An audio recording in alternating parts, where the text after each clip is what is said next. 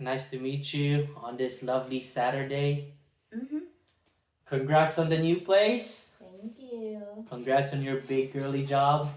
Thank you. You're independent at, how old are you now? 20.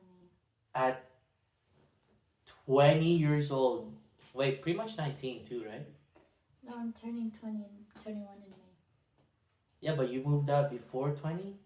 When you were 19? No, I moved out like 2 weeks after turning 20. Okay, well, that counts. It's fine. Okay? Okay, yeah. How's work? How's the job? Good. Pretty good. Eventful. Very exciting. Stressful? A bit. Nothing I can't handle. Okay. Okay, well, I was looking at the forms and I noticed like with you sit down a lot. Yeah. What do you do again? So, the majority of that is due to my work, because I took up this reception job, and obviously that's a lot of sitting, and I do also commute via public transport, so that's like a good chunk of my time sitting down. Um, and yeah, and I'm not an active person, so when I go home, I just lounge if I'm not cooking. Okay. Only cooking is like when I'm standing up. Okay. Are you still keeping up? Because I know when we were back home, you did a lot of artsy, a lot of creative stuff, a lot of drawings. So I don't really have that much time anymore. And when I was last, like in my, before I moved out, my room didn't have like any windows, so it just didn't feel, it didn't give me the creative spark, you know? Um, and I can't like experiment that much because no windows, no ventilation, then I can't really. That was at home? No, that was at Ryan's place. Oh, okay. Yeah. Yeah. So once I'm getting like my little art station set up, that's when I would like to start creating stuff again. Okay. Yeah. After work, you say you don't have time. Can you Yeah. explain more? So when I get home, I typically only have like 3 hours. 3 hours. Yeah. So I'm pretty much, I'm gone like 12 hours a day that includes work and commute. Um, and then yeah, so I get home at like 7:30, and I try to get ready for bed by like 9:30 so I can be asleep by 10 so I can wake up for work. So yeah, so for that 3 hours, I'm usually cooking, if I didn't meal prep. But I also try to make a habit of cleaning every day so I don't get overwhelmed during the weekend. Amen. No, big adulting stuff. Yes. Yes. We love being adults. Mm-hmm. Okay. Do you feel super tired when you get home? Um, not not tired in most ways that people might be thinking of. I think it's just the nature of my work. It's kind of exhausting. You know, it's the kind of job that it's kind of like you need to be selfless. Like you can't think about yourself. You're always thinking about others and stuff. So it's kind of like exhausting in that sense, but like I like where I'm at right now. And when I get home, I'm happy to cook. Like I like cooking, and I've been liking cleaning because it's like my space. So Okay. it's not bad. I like it. So okay, sounds like it doesn't sound like you're tired, like you're No, not out of energy. no. Yeah. I'm not like out of energy, and when I wake up, like I wake up groggy, but like I'm good to go. And I usually get out the door pretty early as well, and I get to work early. And when I get to work early, I have time to do my groceries and run some errands, which is productive. I like it. What do you mean by you wake up groggy? It's hard to get out of bed? No, it's just like because like it's also cold here. It's really cold, so it's just like, oh, I don't really want to get out because it's so cold and it's still so dark. But once I'm up and like I rub my eyes a little, I just You get it up feels from there? natural. Yeah, Okay. yeah, Is the sleep quality okay? Like, are yeah, you waking up yeah. middle of the So night? I used to have a problem. I didn't actually tell you this, but I used to have a problem where I used to get like chronic nightmares, and that would impact my sleep a lot. Now it doesn't happen as much, but whenever that does happen, I usually have like trouble sleeping the night after.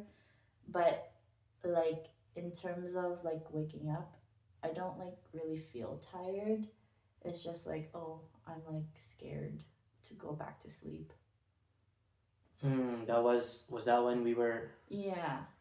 And well, that's been happening for a while, even before we moved out, stuff like that. Yeah. Yeah. After we moved out, like after when you were at Ryan's place, did that still happen? It happened a few times, definitely not as frequent, and not as frequent here now, obviously, but yeah. What about now? See, sorry, I didn't catch that. Now It's not it's as frequent. It's only happened like once here, maybe okay. twice. Yeah. Okay. I also noticed, we're our family didn't really prioritize exercise that much, Mm. and you have no plans of being fit, and Mm-hmm. I wanna explore that a bit more. Can you tell me if you're open to why there's no desire to be fit? Like what do you believe in? What do you know about exercise, and tell me where you're at. I know nothing about exercise. The reason why I'm not really, I'm, it's not that I'm, let's see, against it. I think you should do whatever is best for you and your body. But I know for me, I had a hard time with self esteem growing up and also with food. And I still kind of struggle with food. And I know that if I keep nitpicking at it to the level where like I become too obsessive, then Okay. it'll just, make me go back there. Like I'm sensitive to that sort of stuff. I know for me, if I'm ever going to focus on my health and my diet, I need to fix my relationship with those first. And Mm. so it's going to be, and like that is like a mental barrier that's I feel like is never gonna go away. So even if I am active, it's going to be very minimal, you know. Okay. Yeah. What's uh Because the way how I'm thinking of, like, I'm not super unhealthy. Of course, there's always habits that can be fixed, but I'm mindful of what I'm eating. Like, I usually eat whole foods and lots of produce anyway, but I'm not like focusing too much about, you know, obtaining the ideal build and diet. okay, well it doesn't have to be ideal, and thank you for letting me know. What's did you know I am an exercise specialist. And I want to help you through physical activity. But if you want to build a relationship with food first, is that the first step into kind of dipping your toes into that lifestyle? I think so. Yeah. Any like I said before, like even if I did start doing exercises, I don't want it to be like I want it to be more of a mindful focus instead of like being like, I don't know how to say it, but I don't want to have a particular goal for my build. I just Yeah. want it to like change a mindset in me. Okay, you So yeah, like, you wanna. yeah, Sorry, go ahead. like you know how yoga has a like has a mindful aspect to it. Yeah. Yeah, so kind of like that sort of stuff, and it's still movement. So yeah. Okay. Okay, one more question here. I know we're past the time limit, but it sounds like you wanna use exercise to build a good relationship with yourself rather than pleasing other people. Am I Yeah. am I going in the right direction there? Yeah. Okay. What would one more? So I like one more, but maybe one or two more. What would that look like? Like what does minimal look to you? Yeah, so it's low effort exercises, Okay. and I know it's not really going to do much for my body on the outside, but I know that it'll do more for my mental health and mental stimulation.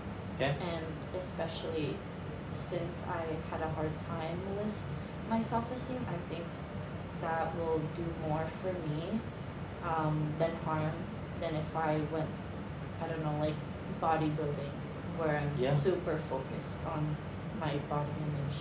Okay. Yeah. There's some good perception there, and I'm gonna cut the conversation short. But thank you for having this conversation with me. I'm sure we can figure something out.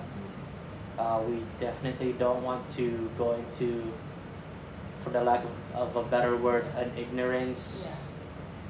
based direction for working out. I feel like we should be looking at it at a very holistic point. So we're gonna talk more and go from here. Okay.